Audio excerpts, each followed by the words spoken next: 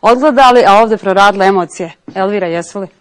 Pa sigurno da jesu. Mislim da gledajući sve ovo, znači neke početke i te utakmice koje smo igrali, one sigurno da su proradile, naročito u ovom momentu kada nas sutra ponovo očekuje jedna takva utakmica.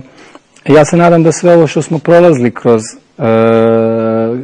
sve ove utakmice, da ćemo malo izvući neku pouku i da će se neke stvari vratiti. Ja se nadam da sutra te neke greške koje smo mi pravili i kažem malo i sreće nismo imali, da će se sve sutra to vratiti, u stvari sutra i utakmici u Lisabonu i da ćemo uspjeti da prođemo. Hvala.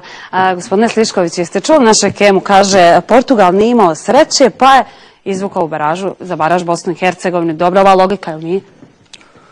Pa ja mislim da je ovo objektivno rečeno, jer Bosna i Hercegovina u ovom trenutku je zaista kvalitetna reprezentacija i sigurno da Portugal je najmanje želio u baražu Bosnu i Hercegovinu. Ja sam ubijeđen u to.